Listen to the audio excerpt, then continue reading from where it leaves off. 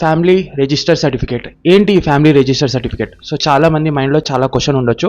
So video ఏం bore కాదు, వీడియోని ఎండ్ దాకా చూడండి. కీ పాయింట్స్ చెప్తున్నాను, ఎందుకంటే ఫ్యామిలీ రిజిస్టర్ సర్టిఫికేట్ దీనిని చాలా మంది అర్థం కాక తేలిగా తీసి పడేస్తున్నారు అనమాట. సో చాలా మంది అప్లై కూడా చేసుకోవడం లేదు.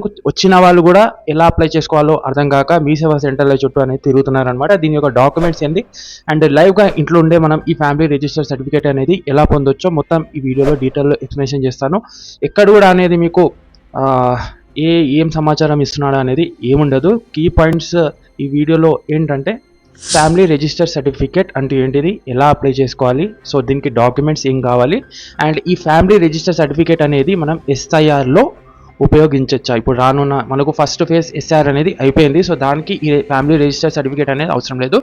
కానీ మనకు రానున్న ఏదైతే మనకు ప్రభుత్వ పథకాలు కానీ ఇన్ కేస్ ఇప్పుడు మనకు ఎస్ఆర్ సెకండ్ ఫేజ్ అనేది వస్తుంది, ఇన్ కేస్ మనకు ఎలక్షన్ కమిషన్ నుంచి అనేది మనకు ఆర్డర్ వచ్చింది అనుకోండి, అంటే పర్టికులర్గా మీ యొక్క డాక్యుమెంట్స్ సబ్మిట్ చేయండి అని చెప్తే సపోర్టింగ్గా వాళ్ళు వచ్చినప్పుడు మీరు ఈ సపోర్టింగ్గా ఈ డాక్యుమెంట్ అనేది సబ్మిట్ చేసుకోవచ్చు అనమాట.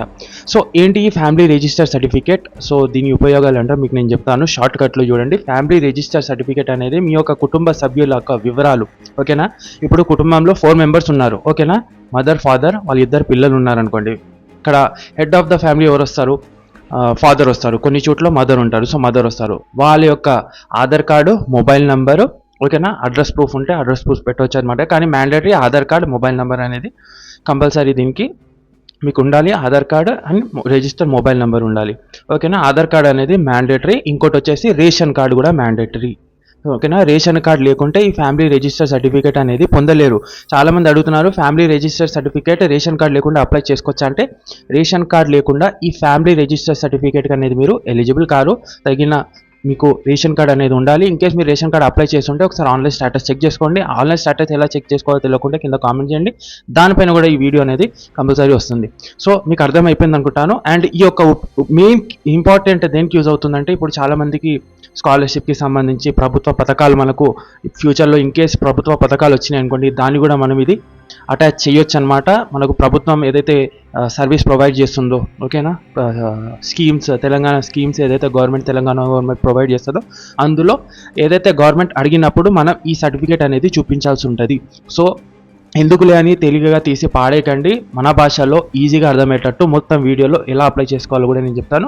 ఇంకే మీ సేవలో అప్లై చేసే వాళ్ళు ఉంటే మీ సేవలో కూడా అప్లై చేసుకోవచ్చు. అక్కడ అప్లికేషన్ ఫీ వచ్చేసి 40 to 60 రూపీస్ మాత్రమే దీనికి ఉంటుందన్నమాట, ఓకేనా. ఇన్ కేస్ మీ సేవా సెంటర్కి వెళ్తే మీరు మీ యొక్క Aadhaar card, ration card, mobile number compulsory తీసుకెళ్ళండి. ఇది కంపల్సరీ ఇంపార్టెంట్ అనమాట. అడ్రస్ ప్రూఫ్ అయితే చాలా మందికి ఓనర్స్ ఉంటే అడ్రస్ ప్రూఫ్ కూడా పెట్టవచ్చు, ఓకేనా. దీనికి అంత అడ్రస్ ప్రూఫ్ అని కానీ మెయిన్ రేషన్ కార్డు మాత్రం దీనికి చాలా ఇంపార్టెంట్, ఓకేనా. సో ఇది ఇంకా రానున్న రోజుల్లో ఫ్యూచర్లో ఏదైతే గవర్నమెంట్ స్కీమ్స్ అవుతాయి కదా, మరీ చెప్తున్నాను, ఫ్యూచర్లో ఏదైతే గవర్నమెంట్ స్కీమ్స్ వస్తాయి కదా దానికి ఇది కంపల్సరీగా ఉపయోగపడుతుంది, ఓకేనా. సో మీకు అర్థమైపోయింది అనుకుంటాను. ఇప్పుడు లైవ్గా నేను ఎలా అప్లై చేస్తానో మీ సేవా పోర్టల్లో, ఓకేనా, మీకు కూడా నేను చూపిస్తాను. లైవ్గా స్టెప్ బై స్టెప్ చూడండి, వీడియో లాంగ్ అయినా పర్లేదు. మీ యొక్క లైఫ్కి సంబంధించింది. తర్వాత మీరు బాధపడకూడదు, ఈ వీడియో చూడండి. వీడియో నచ్చితే డెఫినెట్గా లైక్ చేయండి, ఛానల్కి సబ్స్క్రైబ్ చేయండి, మీ ఫ్రెండ్స్ అండ్ ఫ్యామిలీస్కి షేర్ చేయండి, ఓకేనా. ఇప్పుడు మనం మొబైల్ స్క్రీన్ మీద వెళ్తాము, ఎందుకంటే మొబైల్ స్క్రీన్ మీద మీకు నేను ఎక్స్ప్లెనేషన్ చేస్తాను. ఎందుకంటే ప్రతి తెలంగాణ సిటిజన్ చేతిలో అనేది మొబైల్ ఫోన్ ఉంటుంది, కంపల్సరీ మీరు అప్లై చేసుకోవచ్చు, ఓకేనా. Let's go in mobile screen.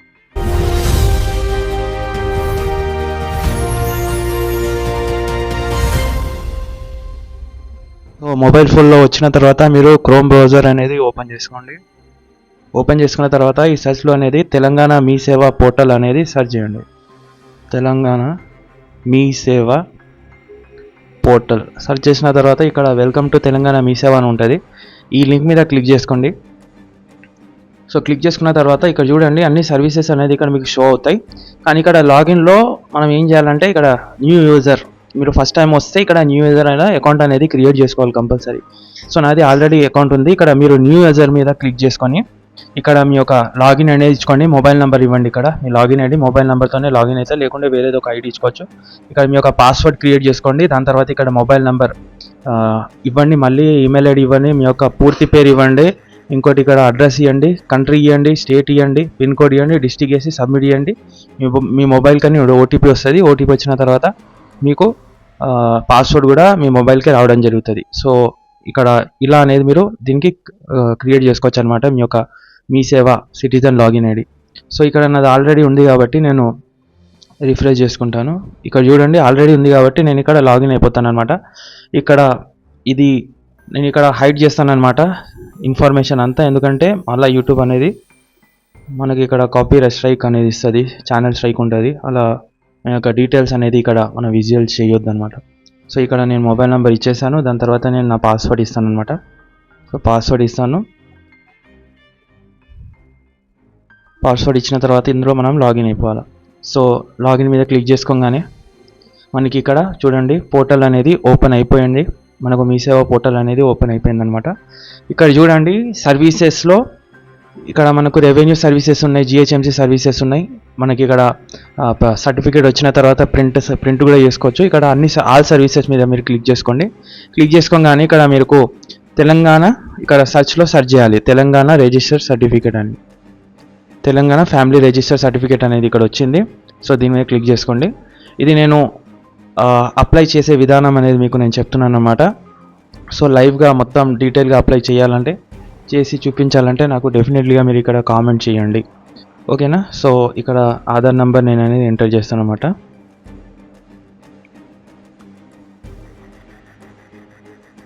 ఓకేనా.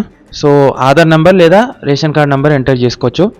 ఇన్ కేస్ రేషన్ కార్డ్ లేకుంటే కంపల్సరీ రేషన్ కార్డ్ ఇక్కడ మ్యాండేటరీ ఇచ్చాడు కాబట్టి ఇన్ కేస్ మీ నేమ్ అనేది రేషన్ కార్డ్లో ఉంటే ఇక్కడ ఆటోమేటిక్గా అనేది మీ యొక్క డీటెయిల్ అనేది సెర్చ్ చేసుకుంటుంది అనమాట గవర్నమెంట్ సర్వర్ అనేది. ఇక్కడ చూడండి నేను మా ఫ్యామిలీ మెంబర్స్లో యాడ్ ఉన్నాను కాబట్టి ఇక్కడ నేను హైడ్ చేశాను. ఇక్కడ మీ యొక్క అప్లికేషన్ డీటెయిల్స్, ఇక్కడ అప్లికేషన్ నెంబర్ ఉంటుంది. ఈ అప్లికేషన్ నెంబర్ వచ్చేసి స్టాటస్ చెక్ చేసుకోవడానికి మీకు అప్రూవ్ అయిందా లేదా సంబంధించి ఇక్కడ మా రేషన్ కార్డ్ షాప్ నంబర్ ఇస్తాడు, డిస్టిక్ ఇస్తాడు, మండల్ ఇస్తాడు. మెంబర్ డీటెయిల్స్ ఇక్కడ చెక్ చేసుకోండి ఒకసారి మీరు, ఓకేనా. మెంబర్ డీటెయిల్స్లో ఇక్కడ మీ ఎవరెవరైతే రేషన్ కార్డులో యాడ్ అయి ఉన్నారో సో వాళ్ళ యొక్క ఫుల్ డీటెయిల్స్ ఇక్కడ ఉంటుంది.